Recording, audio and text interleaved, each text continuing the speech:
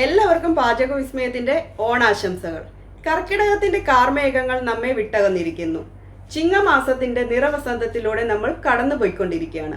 ഇന്ന് ചിങ്ങമാസത്തിലെ തിരുവോണമാണ്. എല്ലാവരും ലോകത്തിന്റെ പല ഭാഗത്തിരുന്ന് ഓണം ആഘോഷിക്കുകയാണ്. അതും ജാതിമത ഭേദമന്യേ.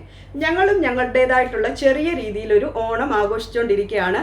അക്കൂട്ടത്തിൽ നിങ്ങൾക്കായി ഞാനൊരു മധുരം വിളമ്പുകയാണ്. അധികം ആരും തയ്യാറാക്കിയിട്ടില്ലാത്ത ഒരു മധുര വിഭവമാണ്, പായസമാണ്. ചേന കൊണ്ടുള്ള ഒരു പായസമാണ്. അപ്പം നമുക്കത് പെട്ടെന്ന് അങ്ങ് തയ്യാറാക്കിയാലോ.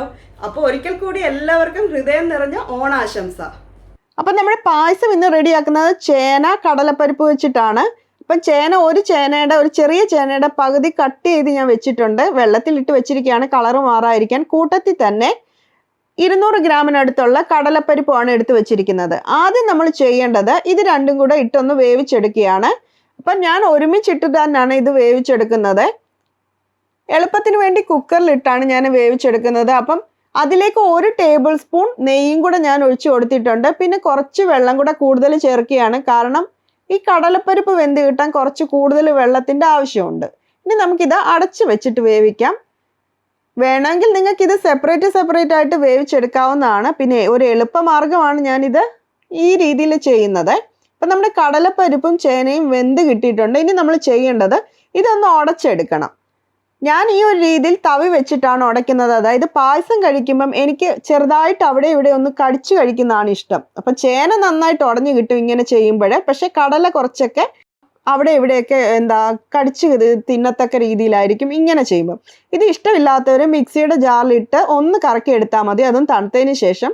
ഇനി നമുക്ക് ചെയ്യാനുള്ളത് നെയ്യിലിട്ട് ഈ ഉണക്ക മുന്തിരിയും കാഷ്നട്ടും ഒന്ന് വറുത്തെടുക്കുകയാണ്. ആദ്യം ഞാൻ നെയ്യിലേക്ക് കാഷ്നട്ട് ഇട്ട് കൊടുത്തിട്ടുണ്ട്. അത് ലൈറ്റായിട്ട് കളറ് മാറുമ്പം അതിലേക്ക് നമുക്ക് ഉണക്കമുന്തിരിയും കൂടെ ചേർത്ത് കൊടുക്കാം.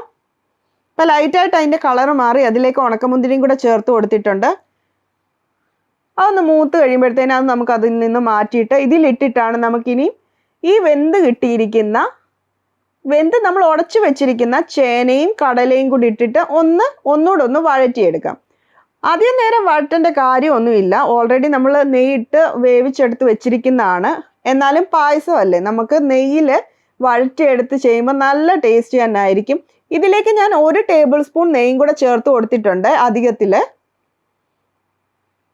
എന്നിട്ടൊരു 2-3 മിനിറ്റ് ഒന്ന് വഴറ്റിയെടുത്താൽ മതി. ഇപ്പം ഏകദേശം റെഡിയായി. ഇനി നമുക്കിതിലേക്ക് ചേർക്കേണ്ടത് ശർക്കര പാനിയാണ്. അപ്പം നമ്മൾ ശർക്കര പാനി ചേർക്കുന്നത് മധുരത്തിനെ അനുസരിച്ചാണ്. അപ്പോൾ ഓരോ ശർക്കരയ്ക്കും ഓരോ വ്യത്യസ്തമായിട്ടുള്ള ഒരു മധുരത്തിൻ്റെ ഇതാണ് കിട്ടുന്നത്.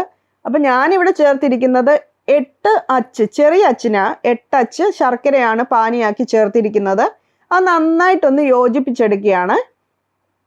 ഏകദേശം ഒരു 250 ഗ്രാം 300 ഗ്രാമിനടുത്തുള്ള ശർക്കര ഞാൻ ഇതിനകത്ത് ചേർത്ത് കൊടുത്തിട്ടുണ്ട്. ഇനി ഇതിലേക്ക് തേങ്ങയുടെ 2ാം പാലാണ് ചേർക്കുന്നത്. ഞാൻ 1.5 തേങ്ങയുടെ 2ാം പാലാണ് ചേർത്ത് കൊടുത്തിരിക്കുന്നത്. ഫ്രഷ് തേങ്ങാപ്പാൽ വെച്ച് പായസം വെക്കുന്നതിനാണ് ടേസ്റ്റ്. അപ്പം അതിന് മടിയുള്ളവർ ഇൻസ്റ്റൻ്റ് ആയിട്ടുള്ള തേങ്ങാപ്പാൽ ചേർക്കാവുന്നതാണ്. ഇനി ഇതിലേക്ക് ചേർക്കുന്നത് ചവ്വരിയാണ്. ചവ്വരി നമ്മൾ ചേർക്കുമ്പം പായസത്തിന് നല്ലൊരു കൊഴുപ്പ് തന്നെ കിട്ടും. നല്ല തിക്കായിട്ട് വരും നമ്മുടെ പായസം. ഇനി ഇത് ഒന്ന് നമ്മൾ മീഡിയം ഫ്ലെയിമിൽ വെച്ചിട്ട് ഇതൊന്ന് തിക്കാവുന്നിടം വരെ വെയിറ്റ് ചെയ്യാം. അപ്പോൾ ഇടയ്ക്കിടയ്ക്ക് ഒന്ന് ഇളക്കാൻ മറക്കരുത്. അപ്പോൾ നമ്മുടെ പായസം ഇടയ്ക്കിടയ്ക്ക് ഇളക്കി കൊടുത്തോണ്ടിരിക്കണം. ഇപ്പം നമ്മുടെ പായസം നന്നായിട്ട് തിക്കായി വന്നിട്ടുണ്ട്. ഇതിലേക്ക് തേങ്ങയുടെ 1ാം പാലാണ് ചേർത്ത് കൊടുത്തിരിക്കുന്നത്. അപ്പം നല്ല കട്ടിയായിട്ടുള്ള തേങ്ങാപ്പാൽ തന്നെ ചേർത്ത് കൊടുക്കണം. എന്നിട്ട് നന്നായിട്ട് ഇത് യോജിപ്പിച്ചെടുക്കുക. അതിന് ശേഷം നമ്മൾ അധികം നേരം ഫ്ലെയിം ഓൺ ചെയ്തിടരുത്.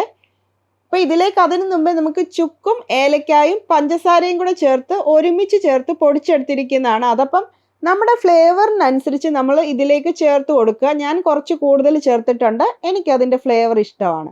അപ്പം അതിൻ്റെ ഒപ്പം തന്നെ 1 ടേബിൾ സ്പൂൺ പഞ്ചസാരയും കൂടെ ഞാൻ ചേർത്തിട്ടുണ്ട്. അപ്പം പഞ്ചസാരയും കൂടെ ഒക്കെ ലാസ്റ്റ് ഇങ്ങനെ ചേർത്തെടുക്കുമ്പോൾ നമ്മുടെ പായസത്തിന് നല്ല ടേസ്റ്റി തന്നെയായിരിക്കും.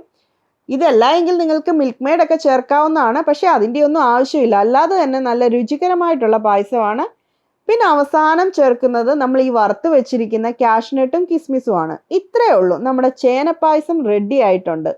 ആരും ഒരിക്കലും തിരിച്ചറിയത്തില്ല നിങ്ങൾ ഈ പായസം റെഡിയാക്കി ആർക്കെങ്കിലും സെർവ് ചെയ്താൽ ഇത് ചേന കൊണ്ടാണ് ഉണ്ടാക്കിയിരിക്കുന്നതെന്ന്. വളരെ ടേസ്റ്റി ആയിട്ടുള്ളൊരു പായസമാണ്. അപ്പോൾ ഒരിക്കലെങ്കിലും നിങ്ങൾ ഈ ഒരു പായസം ഒന്ന് തയ്യാറാക്കി നോക്കണം.